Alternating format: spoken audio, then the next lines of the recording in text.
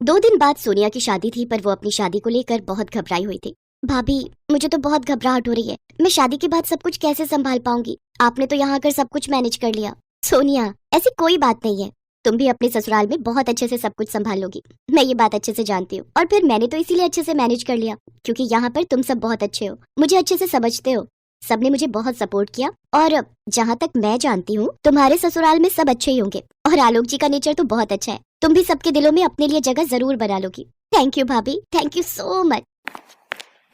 मेरी गुड़िया रानी कितनी जल्दी बड़ी हो गई, जैसे कल की ही बात हो। आंगन में इधर उधर खेलती दौड़ती भागती हुई, कभी इधर छुप जाती थी, कभी उधर छुप जाती थी। मेरी बच्ची कब बड़ी हो गई पता ही नहीं चला। कल मेरी बच्ची अपने ससुराल चली जाएगी। माँ, आपके आंसू निकले तो फिर मुझे भी रोना आ जाएगा।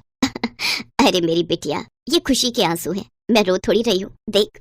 बिल्कुल भी नहीं रो रही। मेरी प्यारी ननद, अब तुम समय पर सो जाओ। सारे रिश्तेदार भी सो चुके हैं। एक काम करो, तुम मेरे साथ ही सो जाओ। कल सुबह पंडित जी जल्दी आ जाएंगे, तुम्हारी हल्दी और चूड़े की रस्म भी होनी है। हाँ सोनिया, तुम भाभी के साथ ही सो जाओ। ठीक है माँ, मैं भाभी के पास सो जाती हूँ। और फिर अगले दिन सोनिया शादी करके धूमधाम से अपने ससुराल चली जाती है। सोनिया अपने ससुराल में सबके दिलों में जगह बनाने के लिए पूरी कोशिश करती है, पर सोनिया की सास और ननद दोनों ही उसे ज्यादा पसंद नहीं करती थी। अगले दिन ही उसकी ननद दरवाजा बजा देती है। सोनिया भाभी, जल्दी से उठ जाओ, माँ बुला रही है, पूजा का समय हो रहा है। अभी तो सुबह के 5 ही बजे हैं, इतनी जल्दी? रुको, मैं मेघा को बोल देता हूँ। नहीं नहीं, रहने दो आलोक, अच्छा नहीं लगता ऐसे मना करना। मैं उठी जाती हूँ। सोनिया दरवाजा खोलती है। मेघा, मैं नहा धोकर तैयार होकर नीचे आती हूँ। ठीक है, जल्दी आना, माँ को पूजा में देरी पसंद नहीं है।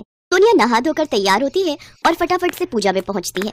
बहू, कल से 4 बजे उठा करो, 5 बजे मैं भोर की आरती करती हूँ। आज तुम्हारा पहला दिन था, इसलिए मैंने मेघा को उठा दिया था ताकि तुम्हें बोल दे। मैं तो सीढ़ियाँ चढ़ नहीं पाती हूँ, अब से तुम भी मेरे साथ पूजा किया करोगी। माँ, मैं सोने जाऊँ? अब तो भाभी उठकर आ गई है। हाँ हाँ, तू जा सोने, मैंने तुझे नींद से उठा दिया। मेरी बच्ची, तुझे कॉलेज भी जाना होता है, जा तू जाकर आराम से सो, फिर मैं तुझे 8 बजे उठा दूंगी।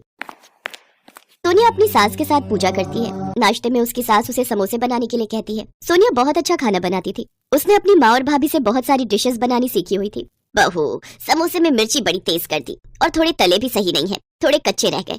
थोड़ा धीमी आंच पर तलती तो और कुरकुरे बनते। खैर, अभी तो धीरे धीरे तुम इस घर के रहन सहन और खान पान को समझ ही जाओगी। मम्मी, मैं लेट हो रही हूँ, मैं कॉलेज जाती हूँ। ठीक है बेटा, टाइम से घर आ जाना। मम्मी, आप भूल गए हो, आज मेरी फ्रेंड का बर्थडे है, मुझे आने में लेट हो जाएगा।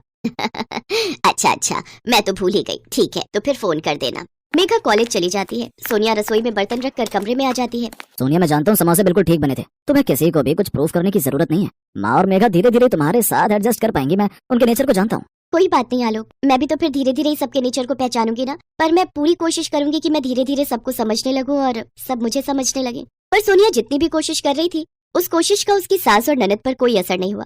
सोनिया की शादी को 1 महीना हो गया था। वो जब भी आलोक को घूमने के लिए कहती, तो उसकी सास कोई ना कोई बहाना करके उनके हनीमून को टाल रही थी। सोनिया ने इस बात को भी दिल से नहीं लगाया।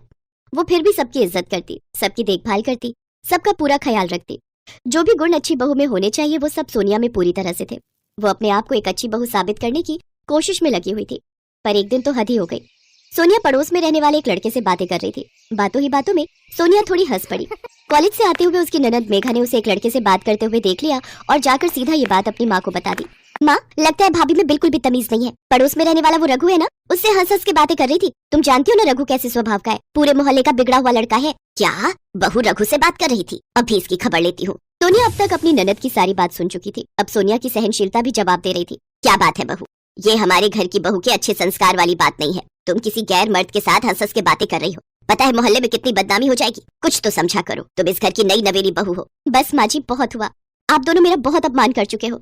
अरे वो पड़ोस में रहने वाला रघु, मैंने उससे बात क्या कर ली, आप तो मेरे ऊपर लांछन लगा रहे हो। आपको पता भी है रघु कौन है? वो बचपन में मेरे स्कूल में पढ़ता था। वो मेरी सहेली का बॉयफ्रेंड है, मेरी बेस्ट फ्रेंड श्वेता का। वो तो हम बचपन की किसी बात पर हंस पड़े थे। खैर, मैं आप दोनों को सफाई क्यों दे रही हूँ, मुझे यहाँ रहना ही नहीं है। मैं अपनी मम्मी के घर जा रही हूँ। आलोक आए तो आप उसे बता देना।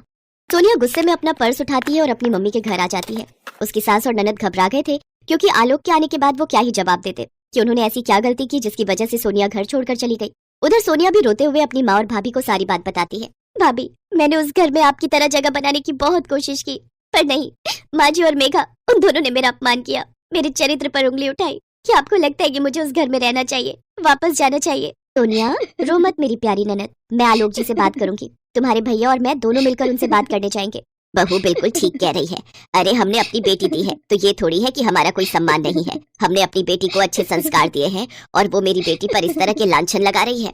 सोनिया, तुम्हें वहाँ जाने की कोई जरूरत नहीं है। अब पहले बात होगी तभी तुम वहाँ जाओगी। उधर आलोक भी अपनी माँ और बहन पर बहुत गुस्सा होता है। तुम्हें बता भी है मेघा, मैं जानता हूँ रघु को वो सोनिया के बचपन का दोस्त है, और खैर कुछ भी हो वो मेरी पत्नी है, उस पर मैं अपने आप से भी ज्यादा विश्वास करता हूँ। मैं सोनिया को पिछले 3 साल से जानता हूँ, उसके जैसी बहू शायद ही आपको मिलती। अब आप दोनों को उससे माफी मांगनी होगी। सोनिया मेरी पत्नी है, उसका सम्मान करो माँ, वो इस घर की बहू है। मेघा वो तुम्हारी भाभी है, तुम उसे इज्जत नहीं दोगी तो और कौन देगा। अगर तुम्हारे साथ शादी के बाद ऐसा ससुराल में सुलूक हो तो क्या तुम अपने ससुराल में एक दिन भी रह पाओगी? नहीं ना।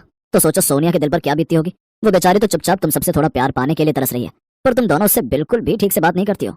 तू ठीक कह रहा है बेटा, हमसे बहुत बड़ी गलती हो गई। सॉरी भैया। माँ, हम दोनों को भाभी से माफी मांगनी चाहिए। चलो हम भाभी को लेकर आते हैं, हम उनसे माफी मांगेंगे। सोनिया की सास और ननद उसे लेने के लिए आती है और उससे माफी मांगती है। सबके कहने पर सोनिया उन्हें माफ कर देती है और खुशी खुशी इज्जत के साथ अपने ससुराल के लिए विदा होती है।